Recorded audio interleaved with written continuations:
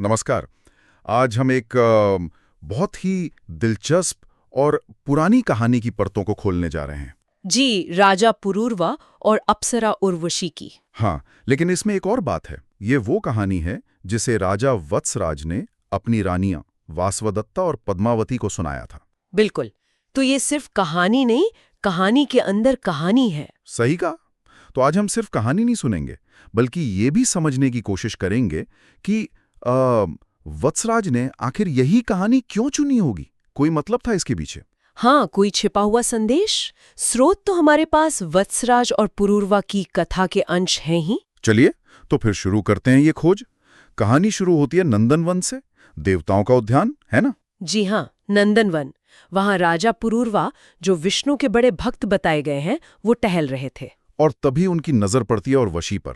और क्या वर्णन है उनका, जैसे कामदेव का सम्मोहन अस्त्र हो। बिल्कुल।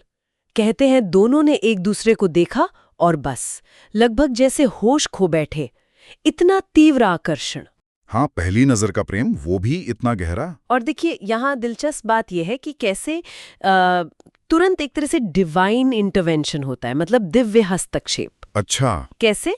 राजा पुरूरवा के वो जो प्रेम पीड़ा थी, उसे देखकर स्वयं भगवान विष्णु नारद मुनि को भेजते हैं। नारद मुनि को? कहाँ, देवराज इंद्र के पास। और विष्णु का आदेश था कि उर्वशी को पुरूरवा को सौंप दिया जाए। अरे, मतलब भगवान विष्णु ने खुद? जी हाँ। ये एक तरफ तो दिखाता है कि विष्णु अपने भक्त पर कितने करुणावान थे, पर ये सवाल भी मन में आता है कि क्या ऐसा प्रेम बिना ऊपर वाले की मदद के संभव ही नहीं था उस जमाने में। सोचने वाली बात है। खैर, तो नारद मुनि गए इंद्र के पास और सफल हुए? हाँ, सफल हुए। इंद्र मान गए और उर्वशी पृथ्वी पर राजा पुरूरवा के पास आ गई। तो स्वर्ग के लिए तो ये एक नुकसान जैसा बताया गया है। हाँ, स्वर्ग के लिए क्षति, लेकिन उर्वशी के लिए जैसे एक नया जीवन। वो पृथ्वी पर आई और पुरूरवा के साथ रहने लगी। बड़ा आनंद का समय था उनके लिए। यहाँ तक तो सब बिल्कुल सही चल रहा है, एक परफेक्ट लव स्टोरी जैसी। जी, लेकिन कहानियों में अक्सर सब कुछ परफेक्ट नहीं रहता, है ना? खासकर जब मानवीय स्वभाव या कह लें कमजोरियां सामने आती हैं। हाँ, कहानी में मोड़ आता है। इंद्र को किसी युद्ध में सहायता चाहिए थी। जी, और पुरूरवा उनकी मदद के लिए स्वर्ग जाते हैं। वो युद्ध जीत भी जाते हैं, लेकिन उसके बाद जो उत्सव होता है, वहाँ कुछ गड़बड़ हो जाती है। हाँ, वो रंभा के नृत्य वाली बात। उत्सव में अप्सरा रंभा नृत्य कर रही थी। और पुरूरवा, शायद उन्हें अपनी पत्नी उर्वशी के ज्ञान का कुछ ज्यादा ही अभिमान हो गया था। हाँ, वो रंभा के नृत्य में कोई कमी देखकर हंस पड़े। इतना ही नहीं, उन्होंने कह दिया कि भाई नृत्य कला के बारे में वो उर्वशी के साथ रहकर जितना सीख गए हैं, उतना तो रंभा के गुरु, मतलब महान गंधर्व संगीतज्ञ तुम्बुरु भी नहीं जानते होंगे। अरे बाप रे, ये तो सीधा सीधा तुम्बुरु का अपमान था। बिल्कुल। और तुम्बुरु जैसे ज्ञानी गंधर्व ये अपमान कैसे सहते? उन्हें बहुत क्रोध आया। और उन्होंने श्राप दे दिया? हाँ, श्राप दे दिया पुरूरवा को कि जब तक वो भगवान कृष्ण की आराधना नहीं करेंगे, तब तक उन्हें उर्वशी से अलग रहना पड़ेगा, वियोग सहना पड़ेगा। उफ, ये तो बहुत कठोर श्राप था। जी, और ये सिर्फ श्राप नहीं था, देखा जाए तो ये अहंकार का नतीजा था।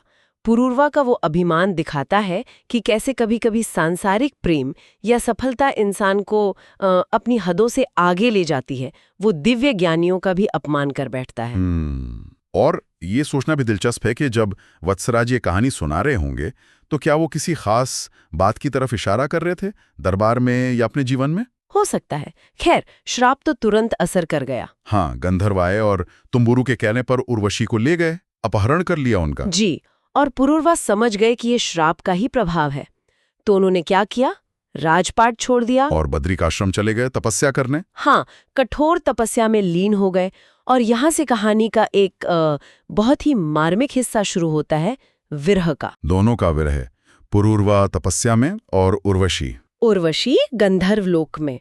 वो भी वियोग की पीड़ा सह रही थी, श्राप के खत्म होने का इंतजार कर रही थी। मतलब दोनों ही अपने प्रेम की परीक्षा दे रहे थे। हाँ, ये विरह वाला हिस्सा जब वत्सराज ये सुना रहे होंगे, तो वासवदत्ता और पद्मावती पर क्या असर हुआ होगा? शायद धैर्य का संदेश था। बिल्कुल, सहन शक्ति का। क्या पता वत्सराज उन्हें उर्वशी की वो विरह सहने की क्षमता याद दिला रहे हो। कोई सूक्ष्म संदेश हो सकता है। और अंत में क्या हुआ? तपस्या सफल हुई? हाँ, वर्षों की कठोर तपस्या के बाद भगवान विष्णु प्रसन्न हुए, उनकी कृपा हुई। और गंधर्वों ने उर्वशी को छोड़ दिया। जी, गंधर्वों ने उर्वशी को मुक्त कर दिया, श्राप का असर खत्म हुआ और पुरूरवा और उर्वशी फिर से मिल गए। अच्छा, तो अंत भला तो सब भला। भक्ति और तपस्या ने प्रेम को फिर से जोड़ दिया। बिल्कुल। लेकिन अब अगर हम पूरी कहानी को वत्सराज के नजरिए से देखें तो ये सिर्फ पुरूरवा उर्वशी की कहानी नहीं रह जाती। हाँ, ये एक माध्यम बन जाती है ना। जी, स्रोत बताते हैं कि ये कहानी सुनकर वासवदत्ता मन ही मन थोड़ी लज्जित हुई थी। शायद उन्हें उर्वशी की सहन शक्ति के सामने अपनी कोई कमी लगी हो। मतलब वत्सराज ने कितनी कुशलता से एक पुरानी कथा का इस्तेमाल किया अपने वर्तमान रिश्तों में, शायद कुछ कहने के लिए, कोई उलाहना या सीख देने के लिए। सही बात है। तो इस कहानी से हमने क्या-क्या देखा? प्रेम की वो जबरदस्त तीव्रता, दिव्य हस्तक्षेप, अहंकार के परिणाम, विरह की वो पीड़ा, और अंत में भक्ति से समाधान और पुनर्मिलन। जी हाँ। और सबसे अहम बात शायद ये है कि कहानियां सिर्फ मनोरंजन के लिए नहीं होती। जैसे वत्सराज ने किया, कहानियों का उपयोग संवाद के लिए, शिक्षा के लिए, यहाँ तक कि रिश्तों को समझने समझाने के लिए भी हो सकता है। ये सोचने वाली बात है कि आज हम कहानियों का कैसे इस्तेमाल करते हैं। और ये पुरानी कथाएं आज भी प्रेम, कर्तव्य, मानवीय भावनाओं के बारे में कितना कुछ सिखा सकती हैं ना।